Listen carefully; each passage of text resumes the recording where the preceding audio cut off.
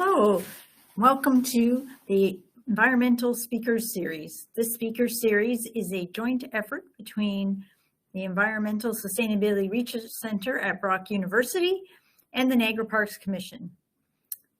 This joint effort is intended to connect us with our colleagues in the community of working environmental stewardship and to learn about a variety of stewardship topics together. Before we begin tonight, I'd like to start off with an land acknowledgement. We gratefully acknowledge that we are on the lands that have been inhabited by Indigenous peoples for millennia. We are thankful for the opportunity to live, work, and play here. We honor and work to uphold the first environmental agreement, the Dish with One Spoon, Wampum Agreement. We thank all those who have served and continue to serve as stewards of this special place. Recognizing the important contributions of Indigenous peoples is consistent with our ongoing commitment to making the promise of truth and reconciliation real in our communities. So tonight, we have three speakers with us. The first of tonight's speakers is Brock University Master of Sustainability graduate, Angela Mallette, who is speaking to us from Australia. Her research was conducted at the Niagara Glen Nature Reserve here in Niagara Parks and involved an ecological integrity assessment as well as surveys administered to several groups on their perceptions of the state of the environment. Perceptions were considered in relation to ecological assessment, with findings illuminating opportunities for an integrated and more comprehensive assessment of environmental status and for environmental interpretation or communication with visitors. Her presentation is titled Understanding Perceptions of the State of the Environment in Relation to Ecological Measures. We welcome Angela. Thank you. Thank you, Ellen. All right, I will share my screen.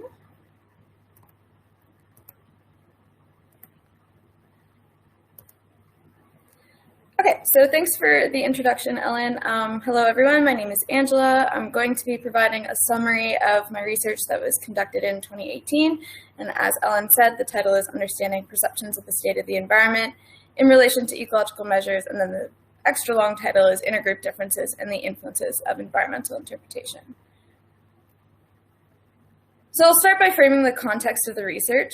Parks and protected areas aim to maintain and promote ecological integrity of our natural areas. Some parks and protected areas in Canada, especially those that are recreational or those, for example, that offer facilities and hiking trails, must really navigate maintaining ecological integrity while also providing visitors with the opportunities to explore nature. So I was really interested in this intersection as I had worked in a provincial park previously and had observed this challenge firsthand. And the relationship between the ecological and the social dimension was really the inspiration for the research, which, as I mentioned, aimed to compare how people perceive the state of the environment with ecological data. So as Ellen mentioned, I'll just briefly talk about the Niagara Glen Nature Reserve, which was the site for the research. So many of you might be familiar with it. It's an ecologically important spot in Niagara with important flora and fauna, but it also experiences high numbers of visitors each year and is a popular recreational spot, especially for bouldering, hiking trails, which you can see in the two photos and the trail map there. So this really demonstrates that tension between visitor use and preservation that I just spoke about. The research had a few main components. I'm going to try to do my best to do each of them justice in a short amount of time, but essentially it involved comparing perceptions of the environment of three different groups of people to the ecological data. The three groups were a group of stewards, which is also called experts here on the slides, of the area, general visitors to the park, and then tour participants, of which there were two different tours. I'll talk about more about this later. And then these boxes here, sorry if it's a bit confusing, but these boxes here just represent how I will present the results. So first I'll talk about this, and then I will talk about the last three here, so the two tours and the visitors. So this slide here shows the first two groups, so the experts and the visitors' perceptions of the state of the environment, compared to the ecological assessment, which is represented by the solid black line at 0. So you can see that relative to the ecological assessment, the experts had lower ratings of the state of the environment overall, which is this graph here on the left, and across more specific categories, which included things like species diversity and function, and that's shown by this graph here on the right. The visitors, on the other hand, which is this second column here, tended to perceive the state of the environment much higher than the ecological assessment overall and across the more specific dimensions. And I believe all of these were statistically significant except for this dark blue bar here for the experts. So in other words, there wasn't a significant difference between experts' perceptions of ecosystem composition, so things like species diversity, and then the ecological assessment of ecological integrity. So here are just a few of the implications from the first section of the findings. For the sake of time, I'll only touch on a few here. The findings of the experts' perceptions have interesting implications for implementing assessments of the state of the environment, so whether that be for components that were statistically similar, so such as ecosystem composition, as you saw in that graph, in ways that could increase capacity for parks and protected areas, or whether that might be providing a more comprehensive picture of the status of the ecosystem as people and perception-based assessments have more spatial and temporal components than perhaps a snapshot of an ecological assessment.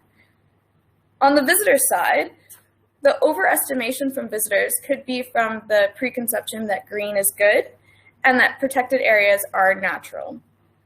And then quickly, finally, the group differences demonstrated here really help to explain some of the differences in opinion of management priorities that you might see play out across parks and protected areas. So for example, the use versus preserve tension that you might have from different groups.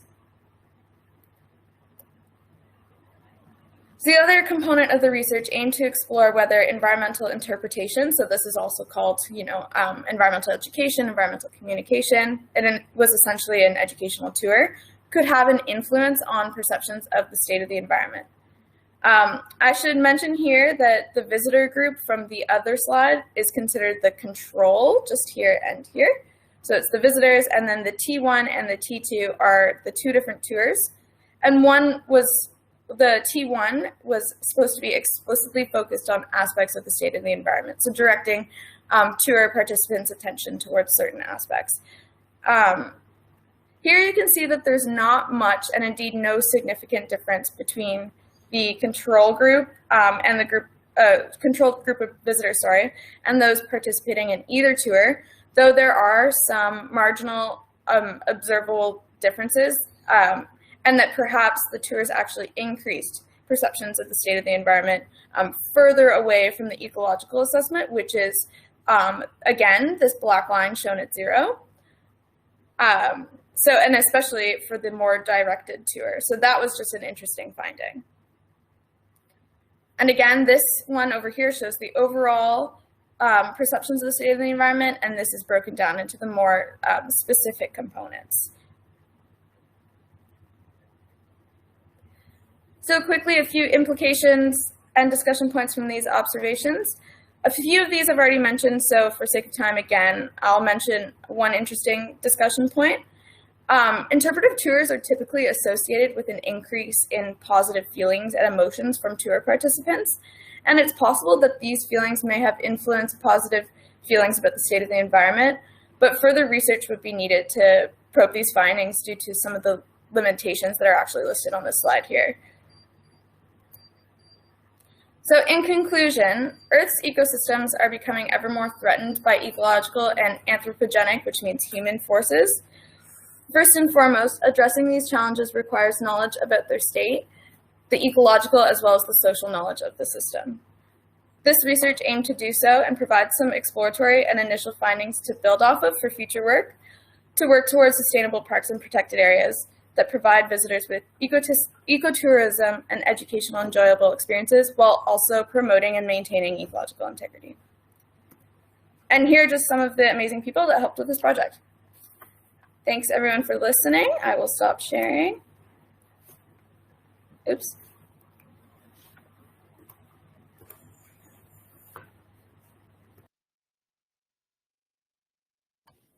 Thank you, Angela. Wow, that was such a great presentation. I know when you first presented that work to us here at Niagara Parks, we were very fascinated to understand, you know, what our visitors' perceptions were, and how if we conducted tours, how we could, you know, make some difference to how people perceived the actual health of the environment. So thank you very much for introducing that to us and to a wider audience and providing that presentation for us. So our next speakers, the keynote speakers tonight, are here from Parks Canada. We have with us Tammy Dobie, who started working at Parks Canada as a student park interpreter just over 30 years ago, while completing a degree in ecology and botany at the University of Guelph. Just after graduation from Teachers College, she found a year-round job at Point Pelee National Park and held a number of positions, including park warden, before becoming the park ecologist in 2005. Tammy has since led a number of habitat conservation and restoration projects, and most recently has been working on landscape connectivity, climate change adaptation, and species at risk recovery initiatives. Joining Tammy is her colleague, Andrew Laforet, who began at Parks Canada as a student interpreter in 2012. Since then, he has moved into other roles such as Product Development Officer and the Interpretation Coordinator for Point Pelee National Park.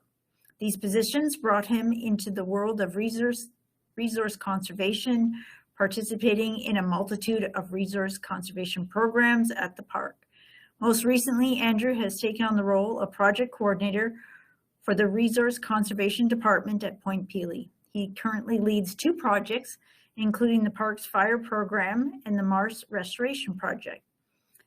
Their presentation is titled Ecosystem Restoration Challenges Faced by Parks Canada, or the longer title, which really connects us very directly to Angela's talk, is It Looks Pretty Green, So It Must Be Healthy, Right?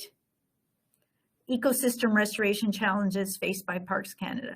With that, I'll pass this over to Tammy and Andrew. Great.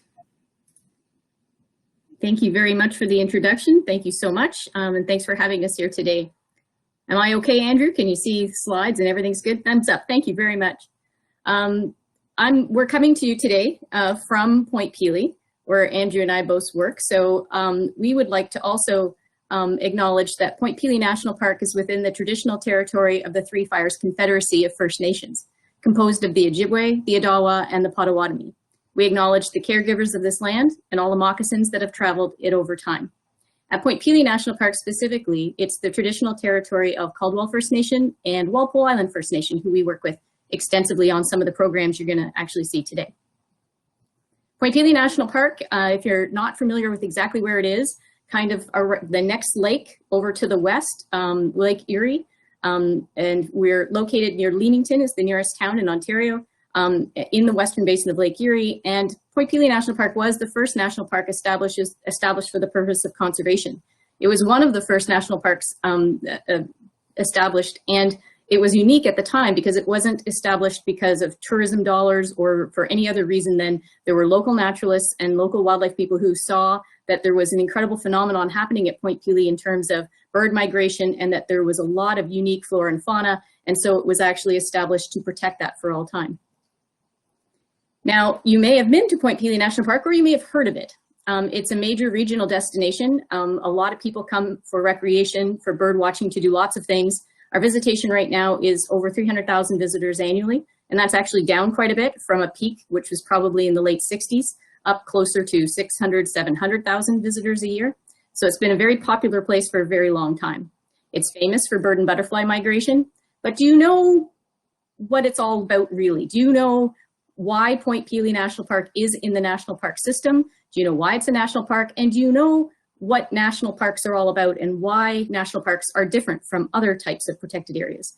When we hear people say Point Pelee Provincial Park, we kind of take a step back because to us, there's quite a big difference between how these different kinds of park systems run, but most people probably don't know. So here, going to let you know what the difference is. National parks have a very specific objective or goal. They are a countrywide system of representative natural areas of Canadian significance. And by law, they are protected for public understanding, appreciation, and enjoyment while being maintained in an unimpaired state for future generations. So that's kind of like the mandate. But what does this mean, representative natural areas of Canadian significance? Well, a whole bunch of very brainy scientists and smart people took the country and divided it into 39 terrestrial and 29 marine natural regions. These are very different geographically because of vegetation types a lot, but because of geography, because of drainage, because of all kinds of reasons. And Point Pelee is one of 4 national parks and 1 national urban park within the area that I'm about to show you. So region 29A, which is way down in the south part of the country down here, is called the St. Lawrence Lowlands, and it's region 29. And Point Pelee is part of that, but that region is actually so diverse and has so many different components within itself that it's been further subdivided into 5 biogeographic zones in that St. Lawrence Lowlands region. And Point Pelee National Park is in one of these, the Carolinian Zone. And the Carolinian Zone on this map goes between about Toronto on Lake Ontario and kind of goes on this line just above London, and then to where the Pinery Provincial Park is, and then everything down in there is called Carolinian Canada or the Carolinian Zone. It's called that because it's so far south and its vegetation and its characteristics in terms of the ecosystem are much more similar to the Carolinas than they are to the rest of Canada. At Point Pelee National Park, we have 4 major habitats in a very small amount of space. So the entire sand spit that juts out to Lake Erie that is Point Pelee is only about 10 kilometers long. Not a big area at all, but it has a very large marsh, that's 2/3 of the park, and it has forested dunes. It also has wet forest and thicket and savanna. Lots and lots of different kinds of species. Because a lot of the species that come into the Carolinian Zone are at the northern edge of the range and don't go anywhere else in Canada, this area has more species than anywhere else. At Point Pelee alone, just by searching iNaturalist or something, you can see over 6,500 species observed in the park. There are about 380 species of birds on the bird list right now, which is why it's so popular with birders, and 64 federally listed species at risk, which is the most in Canada. So how do we keep a handle on all of this diversity, and how do we get that mandate under control? So the mandate of making sure that this park remains unimpaired for future generations, how do we handle that?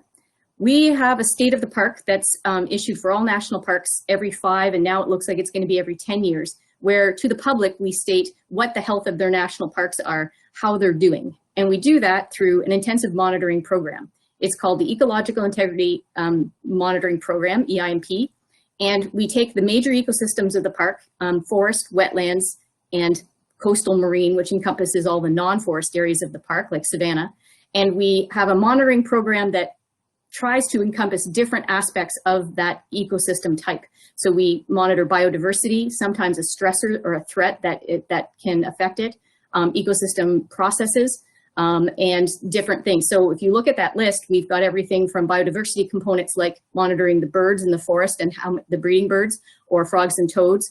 And then we will monitor processes such as seedling regeneration. And then sometimes it's a threat, such as forest invasive species or invasive plants in the marsh. So each of these is designed so that every 5 years we can make an assessment of the health of that major indicator or ecosystem in the park. So it's a lot of work, it's a lot of monitoring, and that's not all. There's also very specific monitoring on species at risk. So in the latest multi-species action plan that is running now for Point Pelee National Park and actually Niagara National Historic Sites, there are 37 species where we're tracking their populations in order to see if we're meeting our population and distribution objectives. And so there can be very simple monitoring, something as simple as just taking observations, casual observations, and looking at occupancy every year. And some of them are counting every stem of every American water willow in the marsh, which can take 2 weeks in a canoe. So some of them are very intense, some are not, but those monitoring programs are specifically designed to meet recovery objectives for species at risk. So all of this monitoring is taking place at Point Pelee in order to guide management. So an example of how we would use this monitoring to then take action would be, we found through a very intensive demographic study of our turtle, species at risk turtle populations at Point Pelee, which are Blanding's turtles, map turtles, painted turtles, snapping turtles, and musk turtles. We found that in 2005 that their population demographics were skewed, and there's something going on very bad. That baby turtles, we weren't seeing them growing to adulthood. Something was wrong. And so a student came, did her master's and PhD, and looked at predation on the eggs, and sure enough found that that raccoon populations in the park were high enough, or the raccoons were either smart enough, or there was too many of them, we don't know, were eating 100% almost of all of the turtle nests were being predated. And so the turtles weren't able to get hatchlings into the ecosystem. And so we took action, and we have been now for almost 15 years, I think, protecting turtle nests when we find them through a program that we do largely through volunteers and students and some staff. And so when turtles are found laying eggs in the spring during that narrow window, their nests are protected with a box like you see there. And then the hatchlings are able to safely hatch and then are returned to the marsh. So back to this Carolinian zone. I wanted to go back and say Point Pelee, yes, it does represent, and it has a national park so that it helps to represent this Carolinian zone, but there are two more Parks Canada sites within that Carolinian zone. One is the Rouge National Urban Park, which is brand new, a new type of park that isn't a national park, but something a little different. And then there's Niagara National Historic Sites, which I thought I would talk more about. And Niagara National Historic Sites is a group of different forts and monuments and all lumped together, and Fort George is one of them, and found in the Carolinian zone there near Niagara. And we've been working more and more with them because they're not just about historic sites. So Niagara National Historic Sites, its mandate or its job as a National Historic Site is not the same as national parks. Their job is to help tell the story of 250 years of Canadian history, which they do extremely well. On their properties, however, and this map shows 1, 2, 3, 4, 5 different areas, they actually have significant natural areas like Paradise Grove, the Commons, and the Lakeshore properties, which have forests, savanna, wetlands, and harbors, and provide a home for species at risk. Paradise Grove is the place I'd like to talk about the most because in the last few years I've been involved because we started looking at species at risk and what we could do ecologically in these areas. Paradise Grove is a beautiful remnant black oak savanna, which is rare in Ontario, rare in Canada, but it's also provincially, globally rare ecosystem that isn't found very many places in the world anymore. It's an open canopy savanna forest that has 200-year-old black oaks and an understory of a very diverse herbaceous vegetation that's fire adapted. Things like whitewood aster, which is also an endangered species. In Paradise Grove, it was probably kept open for many thousands of years by Indigenous peoples' burns that they conducted. And then when it became military, was in the area, it was further cleared and probably kept a little bit open so that those open sun-loving species could still survive.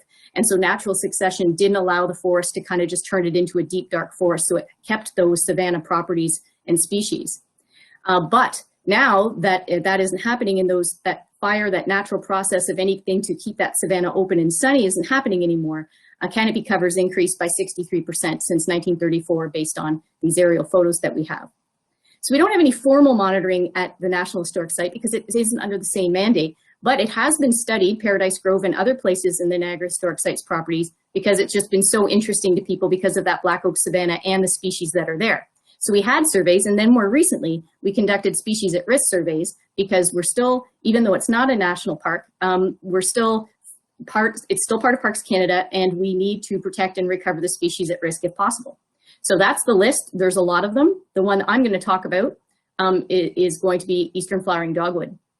Now, if you were going to walk around Paradise Grove and you went through there today, which many people do, you would look around and say, wow, looks great, looks fantastic. Look at these trees. It looks wonderful.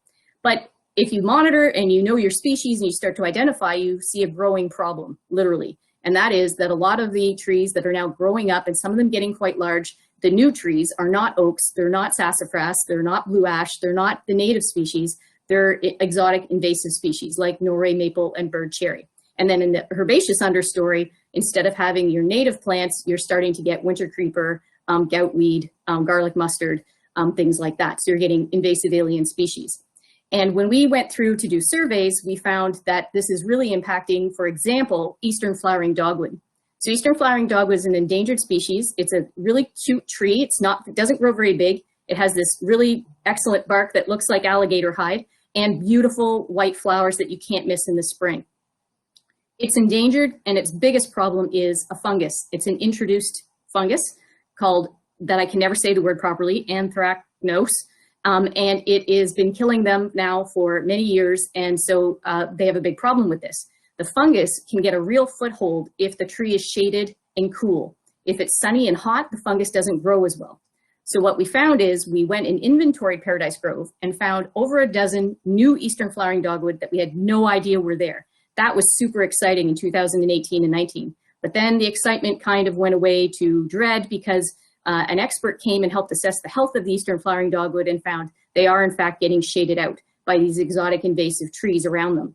So we acted very quickly and went in and took out about 90 trees, mostly Norway maple, from around the eastern flowering dogwood to protect them. So that's just an example of how our monitoring is uncovering issues. But what we've done with Paradise Grove is we've gone a step further, and we actually got some funding to be able to write a full restoration plan for the entire site.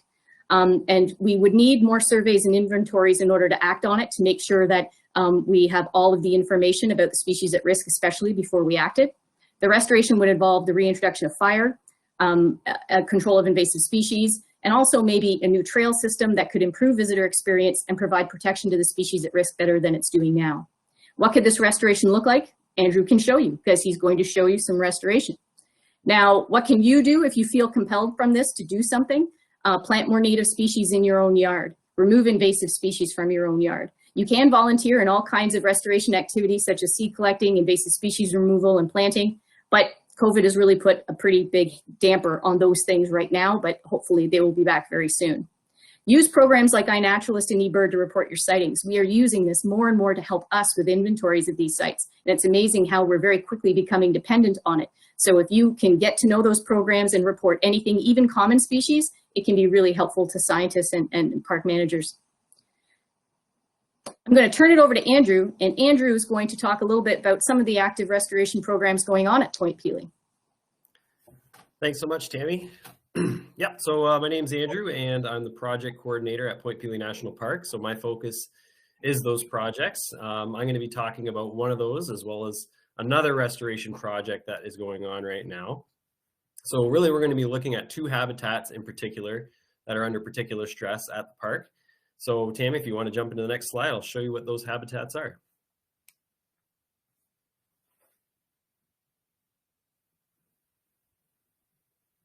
Uh-oh.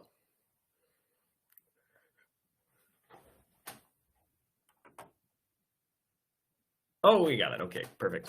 Okay, so active restoration. The two habitats that I'm going to be speaking to you about today are Lake Erie Sandspit Savannah, so our Savannah habitat that Tammy mentioned earlier, as well as our freshwater marsh. So you can see a picture of each. Maybe this will help give you an idea of what they look like. If you're familiar with the park, for sure you've seen them. Most visitors do tend to flock to the boardwalk, so it's a very popular spot. So I imagine if you visited the park, you're definitely familiar with our marsh. So we're going to look at what the problems are, what challenges these habitats are facing, and we'll start off with the Savannah. So Tammy, if you want to jump over to the next slide. All right, so here's some quick facts about Savannah. Obviously, we're looking at a very open habitat, offering little to no shade at all. There are a few trees in there, but generally speaking, you have a lot of sunshine. It's a globally rare habitat, so it is a very rare habitat, not just in Ontario, but around the world, in fact. It supports roughly a quarter of our park species at risk, and some of those species include eastern prickly pear cactus, five-line skinks, which is Ontario's only lizard, and the common hop tree. So actually, if you look closely in this picture, I realize that maybe some of these pictures are a little small for viewers at home, but you can see some cactus growing in the bottom right-hand corner of the image there. So that's a great spot. This is a picture taken of our what we call cactus field, appropriately. We have some cactus, lots of cactus in that area. But it's in trouble. So we'll go to the next slide. What's the problem? Why is restoration needed? Well, given the opportunity, savanna would develop into a full forest. And this is a process called succession. It's a natural process. Basically, taller, more shady plants start to grow in, and the canopy gets taller and taller. Eventually, you do get a full forest. You'll have some great big trees in there. So what then would have reset this process? What brought it back to savanna? How is it that savanna has been able to survive through time? Well, historically, savanna was maintained through natural disturbances such as ice scour and wildfire, to name a couple. First Nations would have cleared the land using fire as well to create homes for themselves or hunting areas. So there were processes all throughout prehistory and history to help maintain the savanna habitat, and then of course help the species that survive in that habitat keep going. So we'll head to the next slide. So what does savanna restoration look like? Well, savanna restoration is sort of meant to mimic these processes. Essentially, we want to hit the reset button where nature hasn't. So jumping back to the concept of last slide, what stopped these processes? Well, climate change has stopped things like ice scour from coming up and scraping the land, but also fires have been suppressed for a very long time. So this is where we step in. And the work we do generally involves cutting down invasive and other larger shade-forming vegetation, such as dogwood, in these areas. So you can see a couple photos of our staff at work. And in the top photo, you'll see Kelsey there. She's using a pair of clippers. So we're coming after smaller plants that tend to shade up, so smaller dogwood plants. And there's quite a variety of other plants that will get cut as well. And then for our slightly larger trees that clippers maybe can't handle, we actually go into chainsaw territory. So for smaller stumps, we try to use a battery chainsaw because it's easier to use, easier on the ears for sure. But when we get into larger trees, obviously we're looking to use a gas-powered chainsaw. So this is some of the cutting hardware that we use in the field. And it is, I should probably mention it now, a lot of times when you see restoration in action, it does look a little destructive, because it is. But it's done with the purest intentions in mind. Obviously, we're looking to protect our species at risk and the species that depend on this habitat. So if you want to make an omelet, you got to break a couple eggs. So if we'll jump ahead to the next slide and see some more ways that what restoration looks like.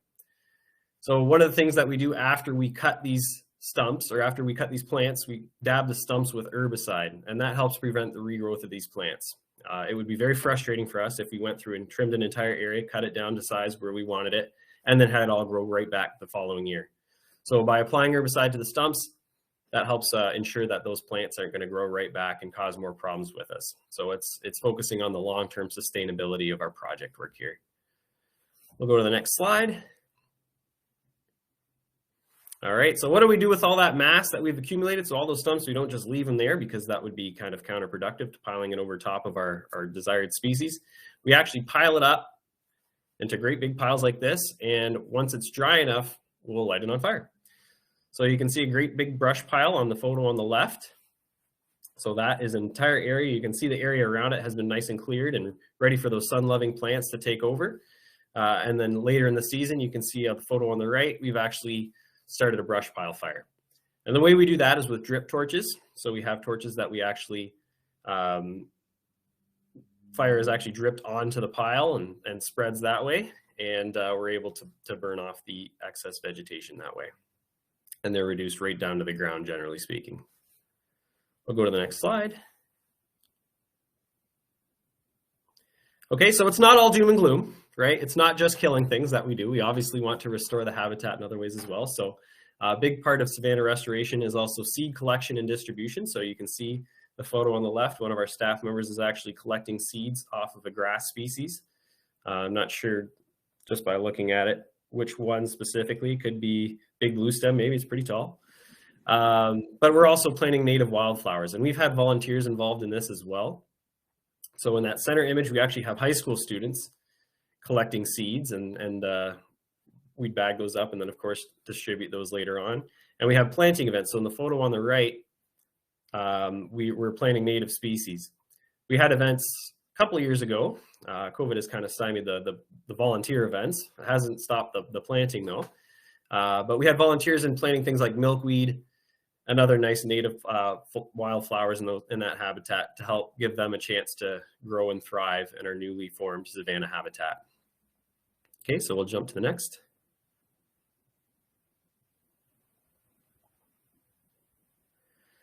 And one of my favorite processes of restoration is prescribed fire. Now, depending on where you're watching this from, you may be very familiar with prescribed fire. It might be totally new to you. Why are we lighting our park on fire? Well, it's to give those sun-loving plants a chance to thrive again. So, as mentioned before, fire was a natural process in the park, but it has been suppressed for many, over 100 years within the park. And as a result, you start to see that succession really take over.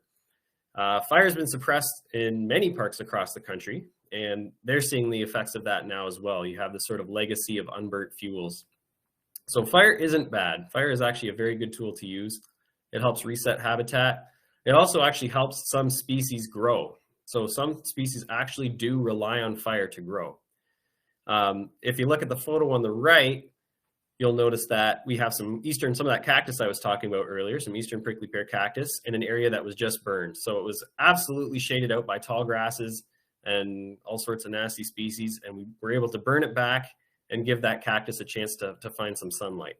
So other species will benefit from that as well. The photo on the left, you can actually see what the process looks like. So we have one of our fire crew members actually using a drip torch, and we light strips along the habitat floor, and it's able to burn off small sections at a time. We're not looking for a massive, uncontrollable, raging wildfire. Obviously, we want to do it in a very controlled environment where we can predict the patterns of the fire. Everything's based on wind conditions and moisture. So we know exactly how much we're going to be burning and when it's going to burn, and that way we can make sure it's done safely, is obviously the most important thing. So we'll go to the next slide. What has been accomplished since 2011? So the Savannah restoration project's been going on for about a decade or so now. During this time, mechanical removal and herbicide treatment of invasive species. So we've obviously removed a lot of invasive species. We've applied prescribed fire to over 11 hectares within the park. We've engaged over 1,200 students to collect seeds, propagate seedlings, and plant over 86,000 plugs of native grasses and wildflowers. We've produced and shared new outreach items for various age groups to educate both visitors and the public. We've implemented and maintained treatment regime for restoration sites. And we've conducted field and laboratory testing of 4 DDT remediation techniques to determine feasibility of use in DDT contaminated areas of the park. So DDT was obviously a problem. At one point, it was used quite extensively within the park. And this gave us the opportunity to do lab testing of those remediation techniques. All right, so that's Savannah restoration in a nutshell. Hopefully that gives you an idea of what Savannah restoration looks like. This is a project that I've helped out with. It's not one that I've led. So I'm kind of speaking on behalf of the park here. Now we're going to shift gears a little and take a look at a project that I am a little bit more heavily involved in. So Tammy, I'll have you go to the next slide. And we are going to be talking about the marsh. So some quick facts about our marsh down at Point Pelee National Park. It's our largest and most diverse habitat. It actually makes up roughly 2/3 of the entire area of the park. It's home to roughly 1/3 of Point Pelee species at risk, which includes swamp rose mallow, which is a really nice hibiscus plant. It's a nice, beautiful pink flower that grows out in our marsh. Many turtle species, as Tammy mentioned earlier, and spotted gar, which is a fish that lives in our marsh. Just to name a few. Obviously, we do have birds, there's snakes, so there's quite a few different species at risk out in our marsh. So if you're keeping track mathematically, you figure we got about 1/4 of our species at risk that are pretty dependent on savanna. We have about 1/3 of them in the marsh, so there's well over half of our species at risk that are dependent on just these 2 habitats, these specific habitats alone. Another interesting fact about our marsh restoration, it is a Ramsar wetland of international significance. Primarily due to waterfowl that use the marsh during migration and otherwise. And one of the sadder facts about it, we've lost about 10% of the open water habitat to invasive cattail mat and Phragmites over the past 50 years. So I believe there's a nice representation of that on the next slide. So this is actually why restoration is needed in the marsh.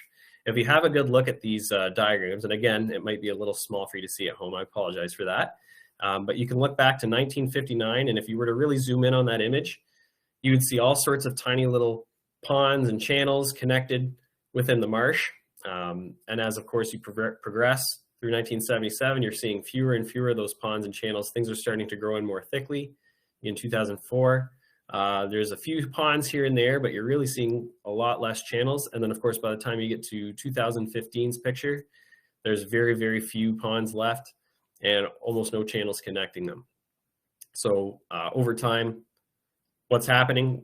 Well, our cattail mat is growing in. Our cattail mat is, there's 3 different species of cattails that we know of in the park. We have our native, our non-native, and we actually have a hybrid species of cattail, Typha X glauca, and that was particularly nasty because it's taken on sort of the best properties of both of its parents, and it spreads, it survives, it's very well adapted to the marsh, and for that reason, it's able to grow in very thickly. The other species that is causing us trouble, and this may not be totally new to you, a lot of people are well aware of this plant, is Phragmites australis, subspecies Australis, non-native invasive Phragmites, a very big, tall, aggressive plant. In fact, it's been named the worst invasive species in Canada. You've undoubtedly seen it. It's not, you don't have to go far to find it. It grows in ditches all along in southwestern Ontario. And it basically chokes out not only other vegetation, but wildlife as well. We found that turtles have a very hard time moving through Phragmites and have been denied basically getting to their nesting grounds as a result. So it's a really nasty plant, and obviously we don't want it in our marsh because we want other plants and animals to thrive. Nice native plants and animals to thrive. So we'll jump ahead to the next slide. So what do we do in terms of restoration? Well, this is a much more targeted approach. We want to get rid of those invasives. So speaking specifically about Phragmites, invasive Phragmites, I should point out too that there is a native Phragmites plant that grows in the marsh, and when we run into it, it is a really nice surprise. But generally speaking, most of the Phragmites that you'll find in our marsh are the invasive kind. So we focused on an area which we lovingly refer to as Management Area C. That's the area that we're looking at right now. If you are familiar with the park, if you were to park at the visitor center, walk down our Schuster Trail towards East Beach, and you come to a little bridge, then look north, you're at the southernmost corner of the marsh, that you would be looking right into Management Area C. So what does the restoration look like? Well, cutting those stalks, basically getting rid of them. It's not enough just to cut them and pile them off because they will grow back. Up until now at least, you haven't been able to use herbicide over water. So the technique that we generally use for Phragmites growing in the water is the cut to drown method. And so what that entails is basically cutting the stalks low enough so that they're below the water line, and that essentially drowns out the root system. Sounds like it doesn't work, but it works. And we've got the pictures to prove it. So you can see in the bottom left-hand corner, we have one of our staff members. She's actually out using a hedge trimmer. So you have, it's basically set up, it's a pole hedge trimmer, kind of like a weed whacker, but you've got the hedge trimmer blade on the front, and we're able to stick that blade under the water and then cut the stalk below the water. What do we do with those stalks? Well, we pile them up. So you can see in the image on the right, our staff members are standing proudly in front of a bunch of the piles that they've created. They are very big and they take up a lot of space. So there's a way we want to deal with that. So if we go ahead to the next slide, we light them on fire. Of course, we had an idea of what we wanted to do before when we were looking at the restoration site. You had these great big piles that were taking up a lot of space. Basically, it's dead space, right? You might have animals that can use it to bask on it, but generally speaking, they're not really using it for habitat. There's nothing that's going to really grow off of it for the first little bit, at least, besides other Phragmites. So to reduce that biomass, we spoke with the ecologists and other experts, wetland experts, and ultimately decided that burning was, in fact, the best idea here. Help reduce that biomass. Now, there was, of course, a concern. Are we going to be overloading the marsh with nutrients? And of course, the thought was, well, the nutrients are there regardless, whether they're just released in slowly or all at once, they're there. So it's better off just to burn it off and help clear open that habitat so that other species can move in. So if you look at the picture on the left, you'll notice one of our fire crew members, oh, yep, thanks. She has, you'll notice we're not using drip torches in this case, and there's a very good reason for that. So on dry land, when we're lighting fires, whether it's pile burning or prescribed fire, we're using drip torches. In this case, we're actually using blow torches, and the reason is very simple. We don't want to use wet fuel over wetlands. So if you're using a drip torch, you're literally dripping wet fuel, which on dry land, of course, would just burn up. But once it hits the water, it would extinguish, and you're just pouring fuel in the marsh, which is something we do not want to do. So by using blow torches, we eliminate that risk altogether. And it's great because Phragmites is such a fine fuel that it lights very easily. We're able to start those fires very quickly, and you can see just how big those flames can get and how quickly it burns away. So there's a couple of great examples of pile burning Phragmites for you. And I will say this is probably one of the most rewarding parts of my job. I wasn't sure how I felt about it at first before we were going to do it. You know, I was going to essentially watch all my hard work through the summer, cutting down these Phragmites, which took the better part of 2 months out slaving away in the marsh. Just basically watch all my hard work burn away. But it was an incredibly satisfying feeling to watch all that basically burn away to nothing. It's really satisfying when you get to see the results of the habitat change. So there's one more thing that we're going to look at before we actually see the change of habitat. So I'll have Tammy go to the next slide. Another way we treat Phragmites is with herbicide. So this is a direct application, and this is what we do to Phragmites that are living on dry land. So the problem with cutting Phragmites on dry land is it does grow back right away. You can't really cut it below the water line because there isn't one. You could, in theory, spade it below the ground. That's an incredible amount of work, and it's very difficult because you're now fighting against the ground as opposed to water, and it would be incredibly time consuming. In terms of feasibility, it really just isn't. So the most effective way of dealing with this is direct application of herbicide. So if you're dealing with a large patch, we will go in and spray. If you're dealing in slightly more sensitive areas, we'll actually use tongs and wick the plants, the stalks themselves. Just to give you an idea, that patch, a lot of it was in the water, but we did have a section of it on land, and we actually did cut the stuff on land as we went as well. We wanted to reduce the mass on land so that when the stuff did grow back, it was easier to manage with herbicide. But it was very easy to see the difference as we went. So when we were cutting the stuff in the water, you would watch it, and you might get the odd stalk that tried to grow back here and there. But generally speaking, it was struggling. On land, it wasn't struggling at all. It was happy to come right back. But it did serve a purpose for us cutting it on land. It made it, like I say, much easier to manage and actually move through the site, where we would have been walking through a jungle of Phragmites trying to cover it in herbicide, which, you know, maybe is a little sketchy. You know, we had a much more manageable site to attack with herbicide. So that is another tool that is used particularly on dry land with Phragmites. And so now you get to see what the progression looks like. Tammy, if you don't mind jumping to the next slide. So this is all photos from the same site. If you look at the very top left, this is an earlier photo. This isn't right at the start of our Phragmites journey, removal journey last year. So in Management Area C, we actually started earlier, maybe around mid-July, and we watched this line of this wall of Phragmites, if you will, just kind of push back day by day and create these giant mounds as we went. And of course, visitors thought, oh, the beavers must be going crazy at the muskrats. No, it's the parks cannon employees. So we eventually finally toppled all of that wall, that entire patch of Phragmites, and had it all piled up. Fast forward to October 14th, and you can see what we did with the piles. So you can actually see them burn right down, reducing all that mass. And then if you jump forward to May 20th, they're almost non-existent. So there is still, you can still see some mass if your computer's good enough, if your screen's big enough, you can have a close look at that photo and still see where the piles were. But generally speaking, you have a lot more space there for other species to move in. And I should point out too that we did absolutely get some regrowth even in the water the following year, but it was much more manageable. Whereas cutting down all the Phragmites in 2020 took, 3 or 4 days a week, at least 4 staff a day, better part of 2 months to remove all of that. In 2021, the retreatment probably took us about 2 days with, say, 4 staff. So an incredible difference in terms of the amount of work. And as we go forward, of course, next year, it will be even less. There'll be a lot less stocks. Most of that stuff will be completely dead. So you can actually see July 1st after some retreatment. And what was kind of nice too, we had some sand blow in and kind of cover up our old stocks. So it almost looked in some spots like the Phragmites were never even there. It's just night and day how much that site has changed within a 1.5 year span. All right, so that in a nutshell is what that looks like. So jumping, yeah, perfect, thanks Tammy.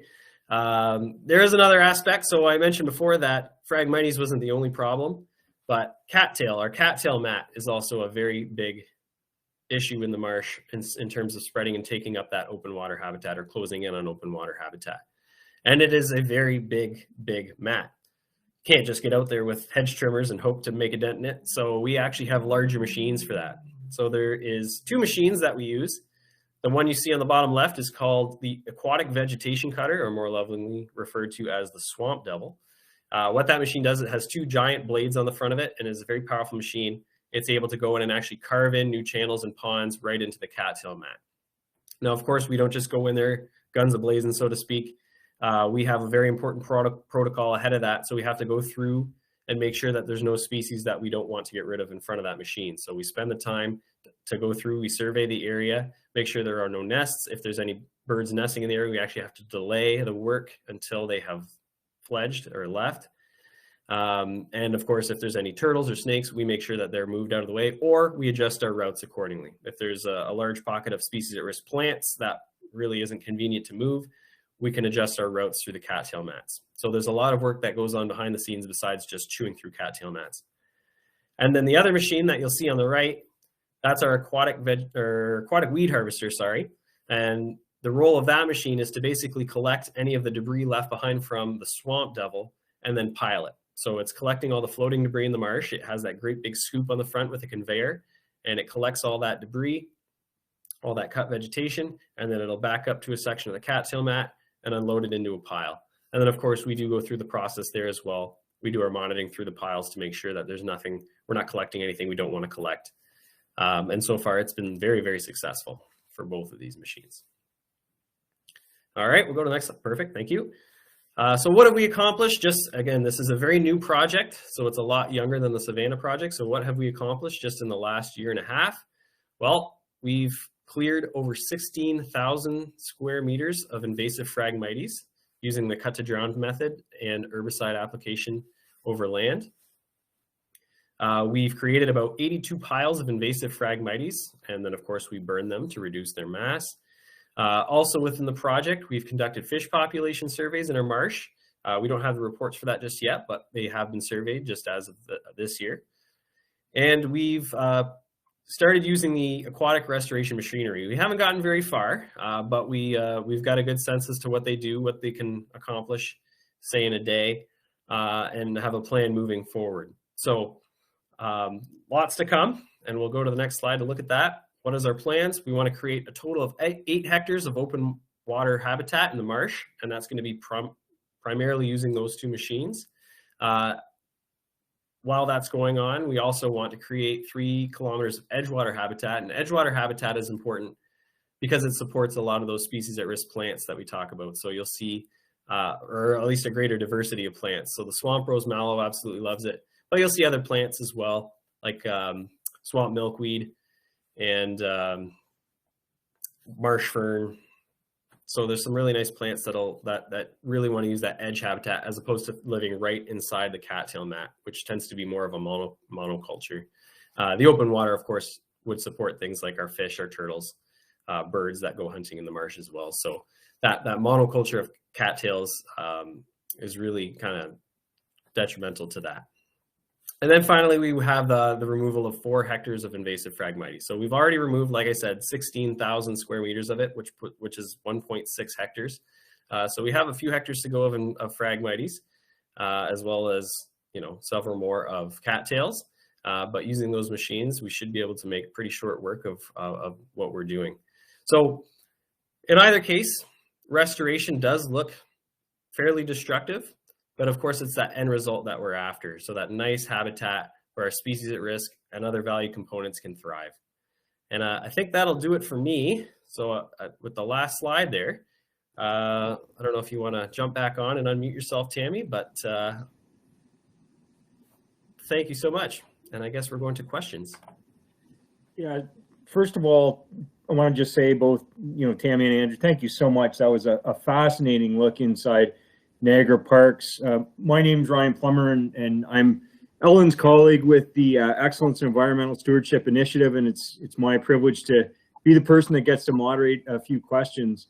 And I just again want to say thank you. And I know one of my colleagues, Dr. Marilyn Jolino, is fascinated with the park and spends a good amount of her holidays there. And she also teaches a related course and always brings us back pictures. And so we were up to date on some of the things you were doing, but I learned so much about your presentation.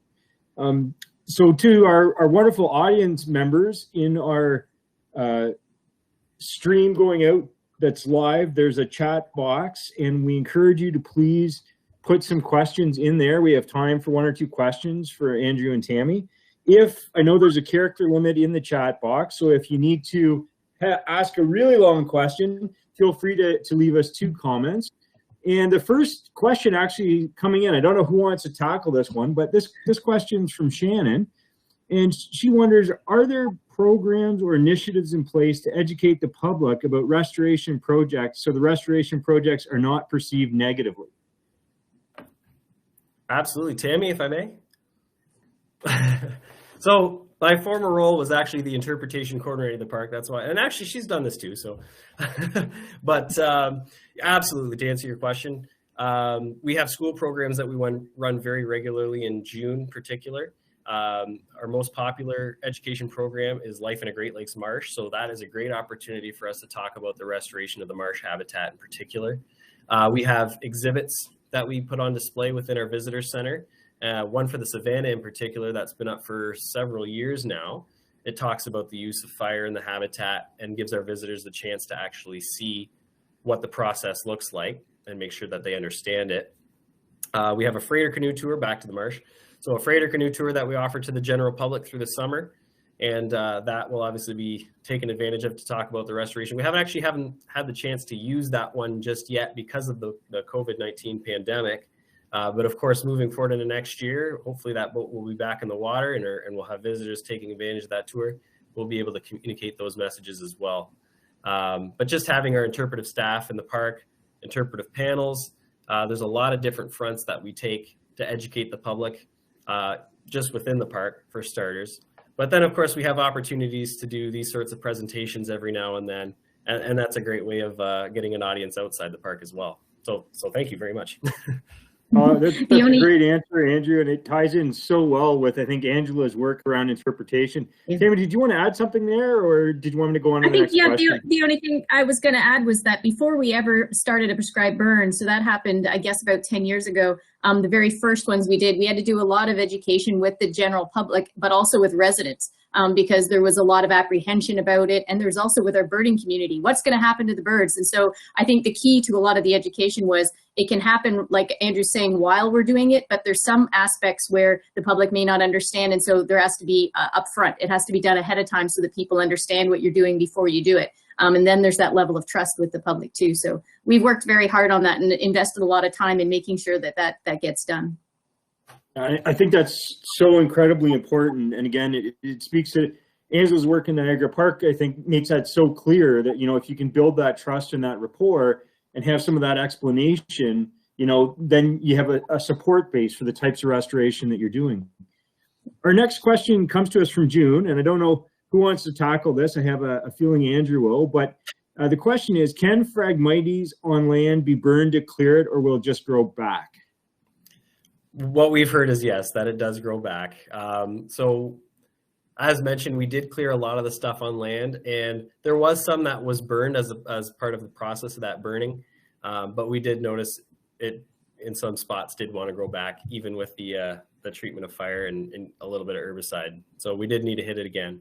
We've heard from other sites as well. I remember speaking with members of Caldwell First Nation who've been doing some Phragmites work out there, and they have burned it back to create, sort of temporary, I guess, open water habitat. But what they found as well was that, generally speaking, on land, they had no problems growing right back the next year. That is a great question, though. I wish it were a solution. Trust me. Well, we have just a wonderful audience with us tonight, and the questions are just flying in. But I'm recognizing and cognizant we're also almost at time. But let's take one more, if you don't mind, just as we're coming up to time. So Savannah asks, do you find that visitors are aware of invasive species and how they can disperse? So, and she goes on to say, where would you like to see education around invasive species move and grow? So I think both of you have wonderful perspective that you could offer on this, and I'd love to hear your answer to those questions. I think it's a great question. Great name, by the way, Savannah. Sorry, Tammy. That's funny. I was thinking that as you were presenting. I'm like, what a coincidence. Tammy, would you like to start us off? Yeah, sure. I think if I'm understanding the question correctly, there are visitors, I think, who are becoming more and more aware, and there's the Ontario Invasive Council, and there's a lot of great pamphlets, and the Ontario Federation of Anglers and Hunters. There's so many organizations now that are putting out great information about aquatic invasive species and how you need to clean your boat and do these things. So we're seeing those messages, but I don't think they're hitting all of the target audiences, and I don't think everybody understands. And so we just finished an invasive species management plan for Point Pelee, a new one, because of our fight against invasive species is extremely difficult at Point Pelee. We have a lot of invasive species causing a lot of problems.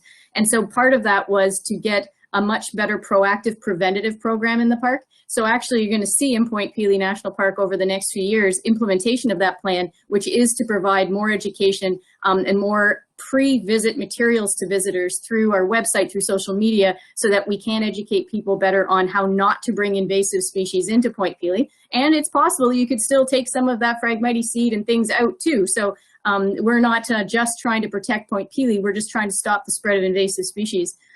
So we need to be leaders at Parks Canada in trying to make sure that people understand how they can contribute to conservation by not being part of the problem and be part of the solution. But new invasive species are coming all the time. So there's new plants, new insects, and so you have to be on top of it. So now there's one of the newest threats is oak wilt. Oak wilt is a fungus that can spread through an insect, and the insect can get on people's cars. It's new and emerging science. We need to be on top of it and make sure people know about it, because some of these things are just so much easier to deal with to prevent them from coming instead of trying to deal with them once they've set in. Yeah, absolutely. I've noticed even just in my time doing tours at the marsh, an amount of awareness that has grown, particularly for Phragmites. People do recognize that it is a pretty nasty plant. Now, of course, not everyone does, but I've been impressed to see the general public actually approach me and sort of ask me, well, what are you going to do about that? And I have to say, oh, don't worry, we're working on it. But there is I would say at least a growing awareness of certain species like that. I think some of the challenges I've noticed, at least sort of anecdotally,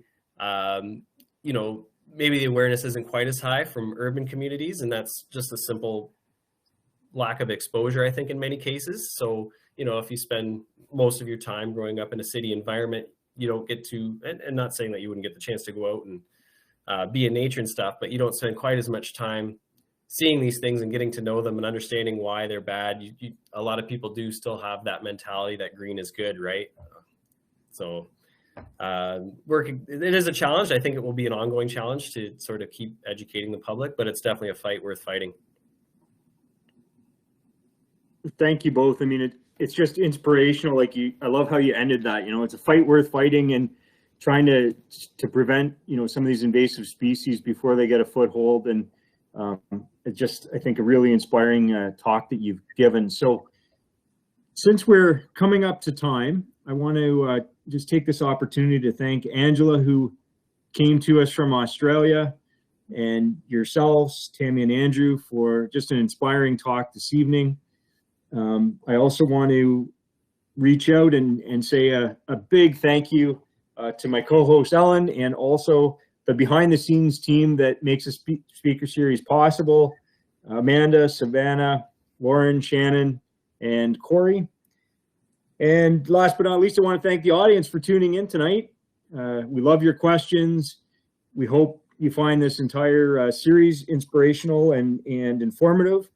And then last but not least, a friendly reminder that our final speaker series event for this year is November the 25th at 7 p.m., where we will be having colleagues join us to speak about the evolution of the International Joint Commission.